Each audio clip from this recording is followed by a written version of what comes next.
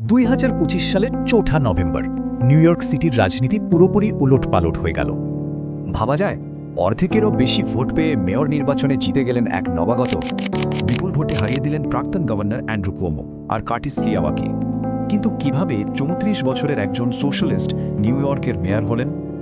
রাজনীতিতে আসার আগে তিনি কিন্তু একজন র্যাপার ছিলেন। তার স্টেজ নেম ছিল মিস্টার কারামো। বেশ মজা, তাই না?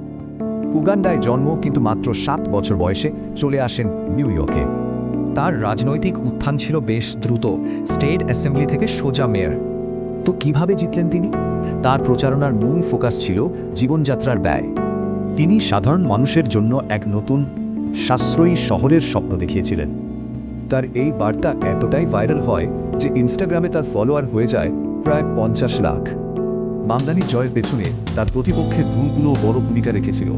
তার প্রধান প্রতিপক্ষ অ্যান্ড্রু কুয়োমো গভর্নর পদ থেকে সরে যাওয়ার পর আবার ফিরতে চেয়েছিলেন। এক বিতর্কে মামদানি সরাসরি কুয়োমোকে তার যৌন হয়রানির অভিযোগ নিয়ে প্রশ্ন করেন। এই জয়ের খবরটা কিন্তু পুরো আমেরিকার রাজনীতিতে আলোড়ন ফেলে দেয়। প্রাক্তন প্রেসিডেন্ট ডোনাল্ড ট্রাম্প ট্রুথ সোশ্যালের সোজা সাপটা প্রতিক্রিয়া জানান, আর মামদানিও তার বিজয়ী ভাষণে এই চ্যালেঞ্জের কড়া জবাব দেন। মামদানির এই জয় কি শুধু নিউ ইয়র্কের, নাকি আমেরিকার রাজনীতিতে নতুন এক অধ্যায়ের সূচনা?